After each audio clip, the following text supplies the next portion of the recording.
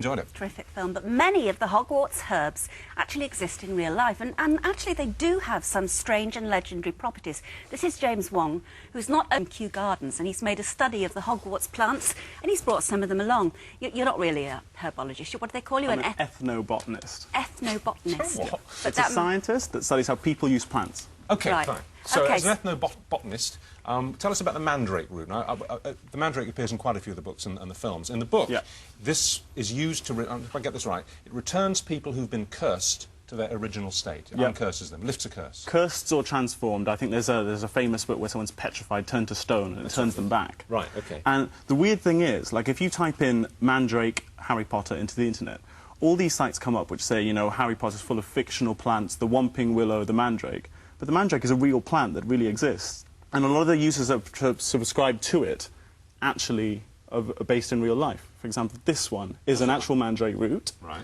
Yeah. In the book, it's said to look like a baby. Yeah. And in real life, in medieval times, it was believed that they looked like a human being, a miniature sort of human being with the arms here and the legs. Yeah. And even in many situations, it was then carved to look even more like one. Oh, wow, that's demonic. It's an amazing specimen. It's from Turkey. It's from 1850.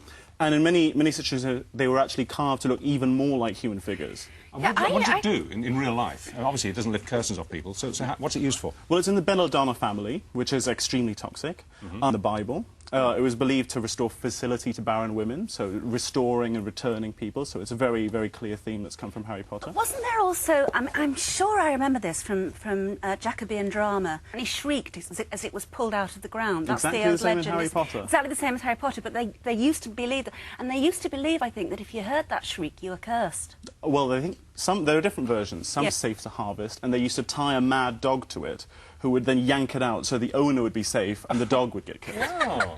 And what does it look like above the surface? It's actually not very interesting. It has long lanceolate-type leaves, and it has little apple-y-type fruits that sit on the ground. OK. Well, let's move on to another one in the book, wolf. The fact that wolfsbane is a made-up herb that comes out of jade. It's actually a really common plant. It's also called monk's hood, and you can buy it in... monk's hood, yes. You can buy most florists. It's a really, really common plant. Well, OK, in the book, it guards... Just hold it up again so we have a good look at it. It guards against dementia that would follow the transformation to werewolf. Yeah. It protects you from that. What does it do in real life? Well, it was actually believed for a very long time, and it's still actually believed in certain ward-off werewolves.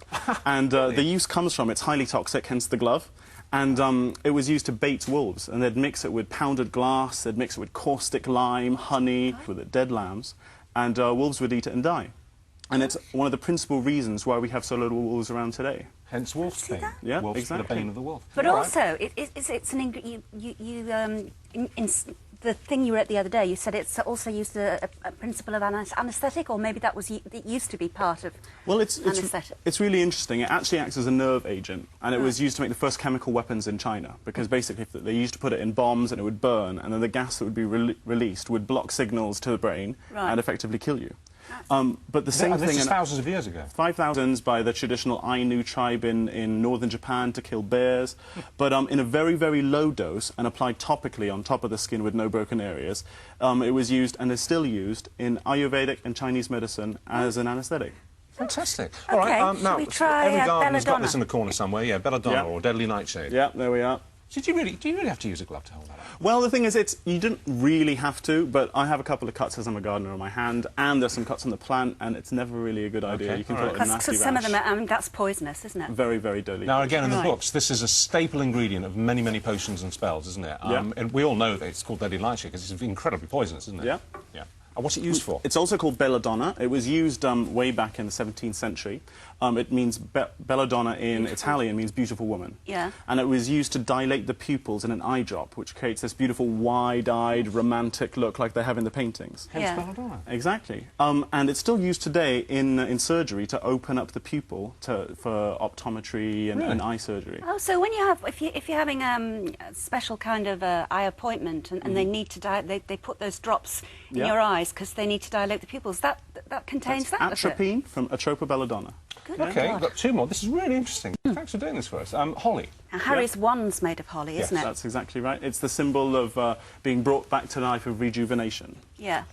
And there you are. symbol of resurrection, and it kind of alludes to what may happen or what may not happen if you've read the book and Harry Potter. Oh yeah, read all of them. Exactly. From start to finish. So yeah, so basically the fact that his wand, when he first gets his wand from Ollivander, the fact that it's the one that actually chooses him, because it's the one that chooses him, is made from holly, is significant of the kind of the sort of life principle, the resurrection principle. Yep. It's really, really interesting. It's supposed to guard you from poison, which is a theme that comes up, or Harry comes across many times. And it's also supposed to, or traditionally believed, to protect against lightning. And of course, he has a scar on the top of his head from lightning. She really did her research, didn't she, J.K.? But it is used in altitude sickness preparations, isn't it? Yep. It's actually there are some South American versions which are used for altitude sickness. They're a very powerful, potent, what's the word? A stimulant. Right. And actually, one of the varieties contains the most caffeine of any plant known to man. Gosh. Well, let's finish with the yew, which, of course, is known as the graveyard plant. I mean, now, we know that Tom Riddle's, which is, in fact, Voldemort, his wand is made from yew, the death tree, and it grows in parts of the Forbidden Forest, a dark and deathly place.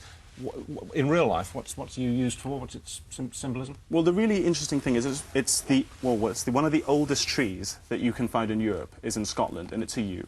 And the oldest trees in Europe are often found in graveyards. They were planted there by the Celts, and they were believed to be a symbol of everlasting life. And then, of course, Voldemort has an obsession with life and living forever. Got it.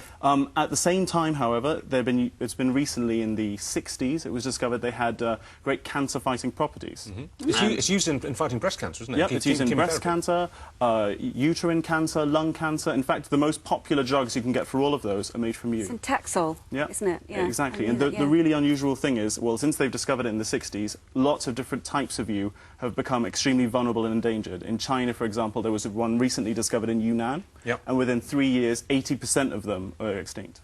But also, is Yunnan a coincidence in terms of the name Yew? Yeah, it's a province in China. So in the context of Harry Potter, the fact that Voldemort's wand, Tom Riddle's wand, was made of it, it's the death symbol, isn't it? Exactly. Symbol of death. Exactly. Yeah. That was absolutely. That was really interesting. Thank you. I don't know to congratulate more you or J.K. Rowling.